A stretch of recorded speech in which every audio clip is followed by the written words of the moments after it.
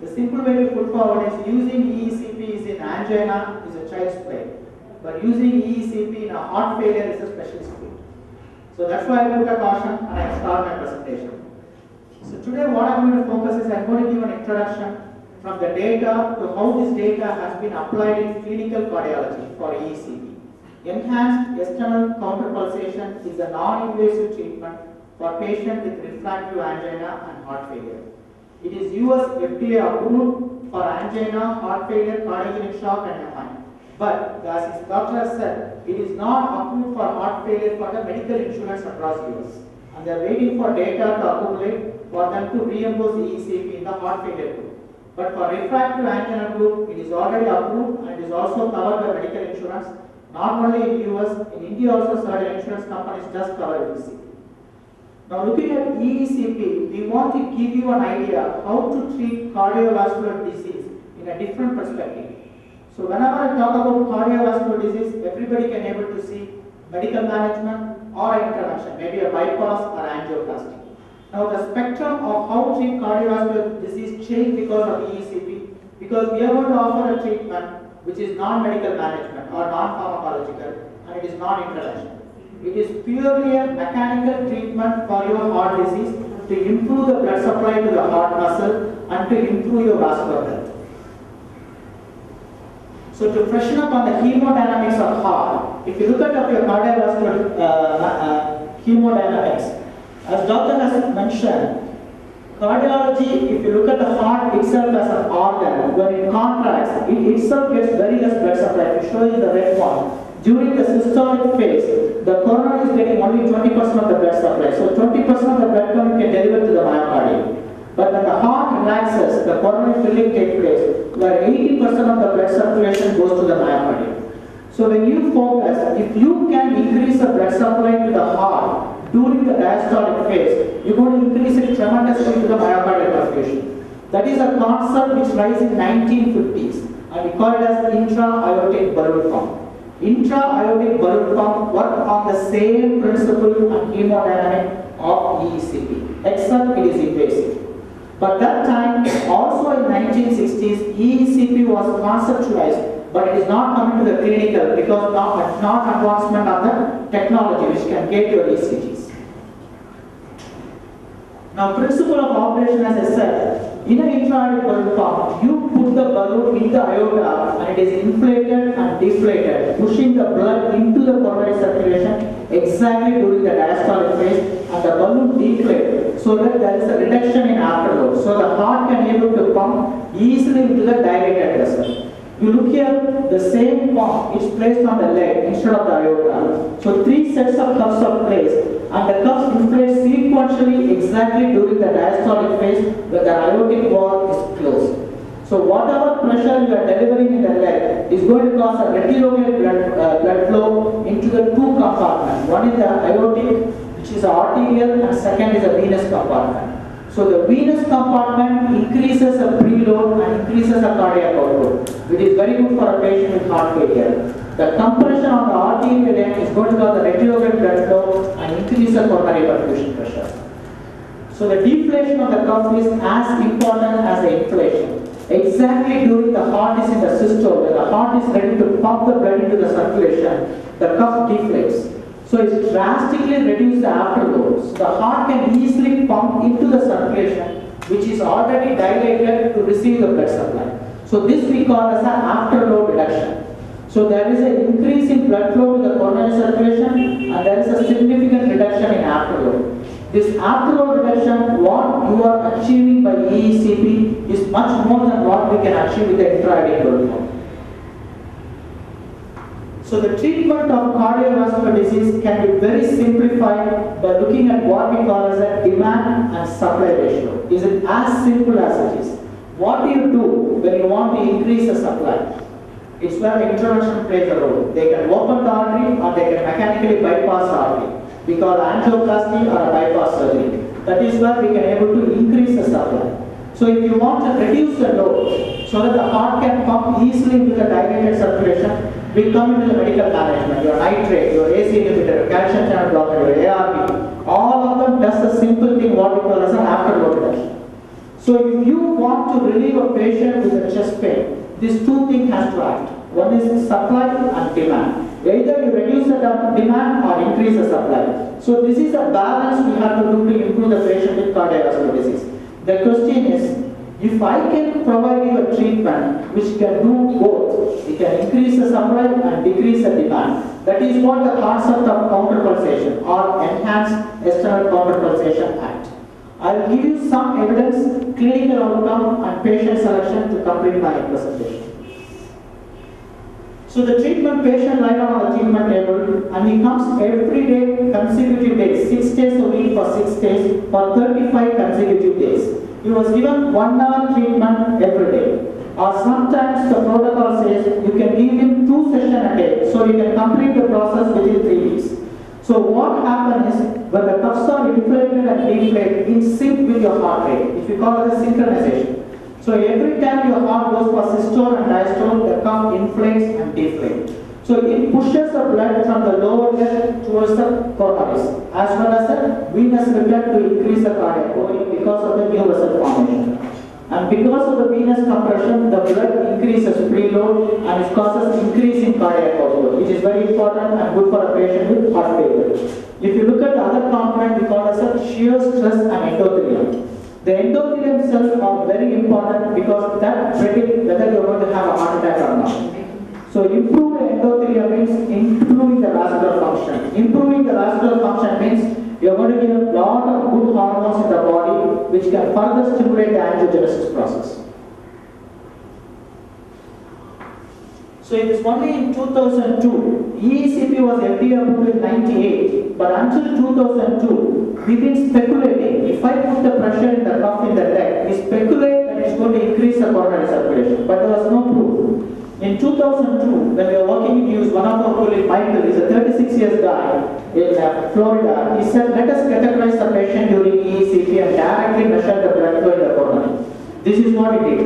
He put the catheter into the patient in a cath lab on the machine and directly measure the intracoronary pressure.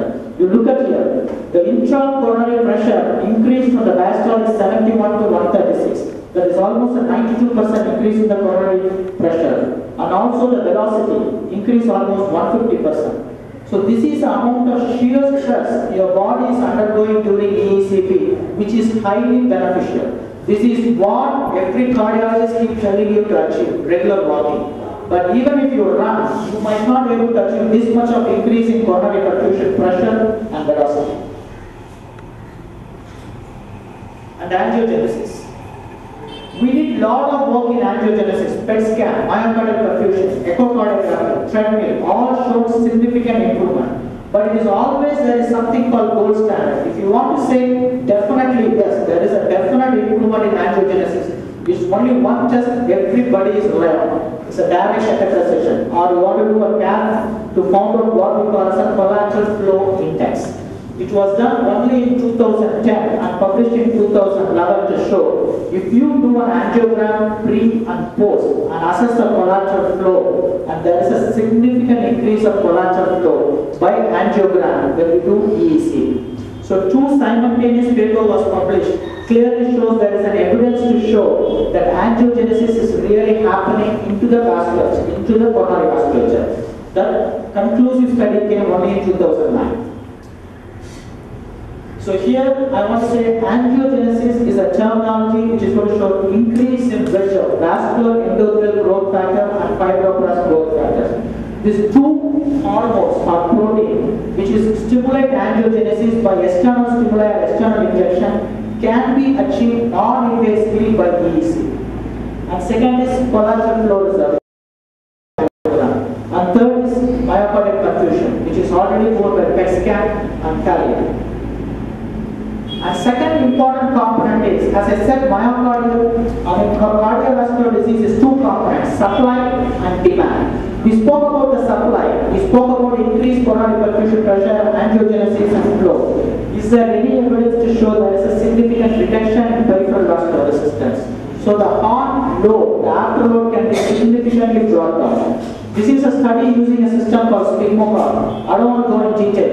This is the first study to show it not only increases the blood flow to the myocardium, it significantly improves the endothelial function and significantly dilate or make your artery more compliant, so that your demand has significantly reduced even after completing the treatment. So here are the slides I said. Number one, I said about mechanism of action. I thrown in some slides to show there is a clinical evidence for EECP and what about outcome. What do a patient undergo EECP will achieve after the treatment of 35 days is stopped. So just a snapshot, the mechanism of action is improvement in hemodynamics. As I said, nitric oxide, endothelin. Endothelin is a bad factor which reduces after EECP. Nitric oxide is a good factor which increases after EECP. And hemodynamically, the patient ejection fraction, the myocardial contraction improves and blood pressure can be reduced. And clinical benefit is simply if you look at the patient who cannot walk for 2 minutes can able to walk half an hour without symptoms. You put him on a treadmill, he can able to do more distance before he achieves what we call as a ST segment depression, which is an important factor to show he has ischemia. And also if you do an angiogram, he has shown more collaterals, and if you can able to improvement in quality of life, and his angina has drastically come down, and quality of life has improved. So this is a regimen, 6 days, 6 weeks, or twice for 3 weeks. So this is a registry. If you look at the registry where in US is established, is more than 7,000 patients has been treated. Most of them are diabetes 43, hyperlipidemia, so the high risk group. And if you look at them, most of them have multivessel disease. 80% of them are multivessel disease, and all of them are decided as a patient who cannot be operable because of the comorbid condition, or the lesions are so diffuse international does not want to do an intervention, or the unavailability of the graft. So these people are considered as a group of people who are refractory to the standard mode of treatment, medical management or intervention, and still they have residual ischemia. In the sense, still the symptom remains with a positive evidence for objective tests showing, yes, he has ischemia. So we follow them up to 2 years and 3 years. Surprisingly, even after stopping the patient, 75-80% of the patients were able to retain their benefit even after 3 years of completing the treatment. So the medical insurance companies in US says, if the patient wants to go for a repeat EECP, they can go after 3 years and they do reimburse. So these are all the patients or the studies which you have gone to show the follow-up, major adverse cardiac event, and patient with angina and heart failure. So now heart failure.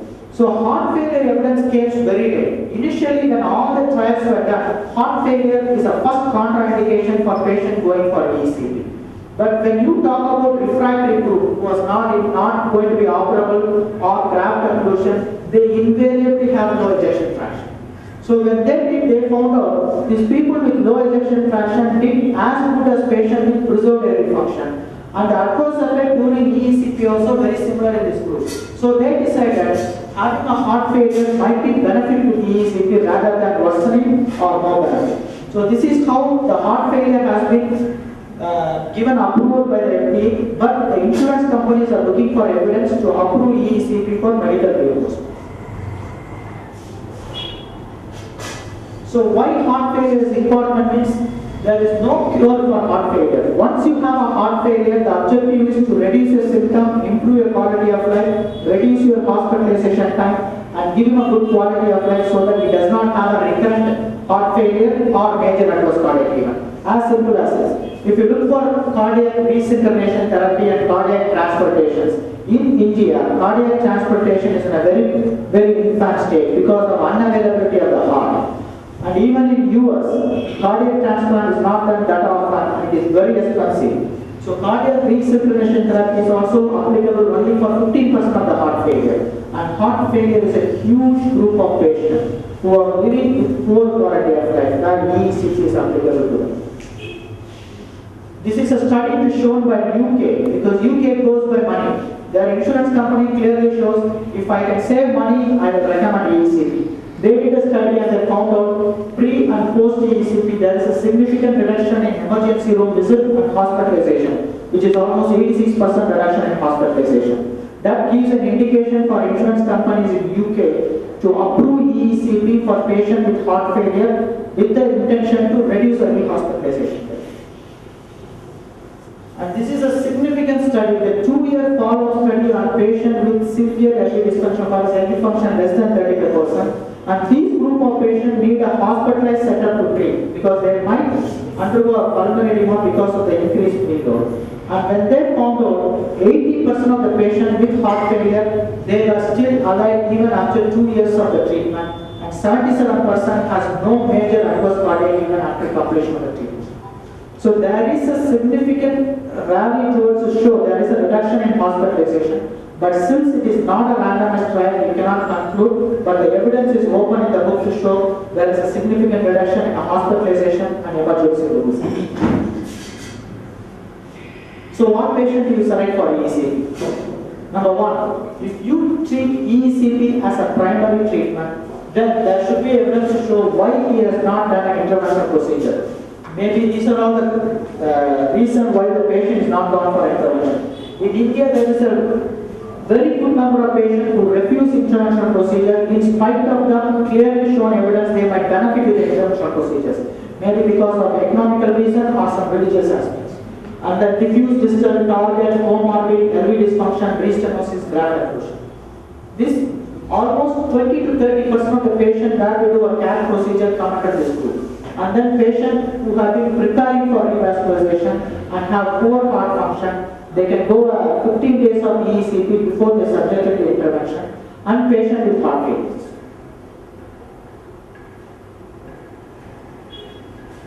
So these are all the indication and contraindication. I don't want to go deep into that because doctor has already given you a clear indication of what is a patient indication and contraindication.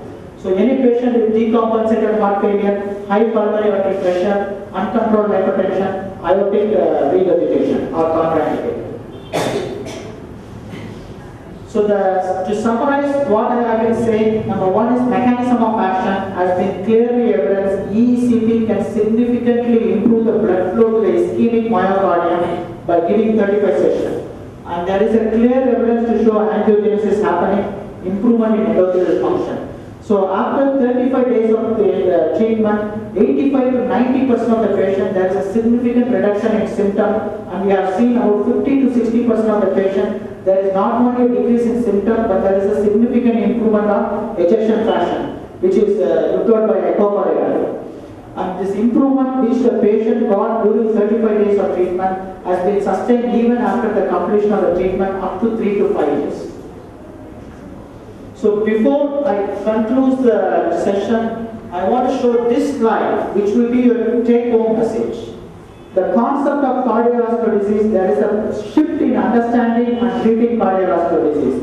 Number one, are you going to coin the term ischemic heart disease, which is only focusing on the heart, or again going more specific to say it is a coronary artery disease, which is focusing only on the coronary artery? The fact is, if you are having an obstruction in the coronary artery, the damage has not only happened to your coronary artery, but your entire vascular system. So you cannot be treating only the coronary artery and the heart and say you are relieved. That is why we have medical management and exercise. So whatever you do to your coronary artery and the heart, it is focused only on the heart, but what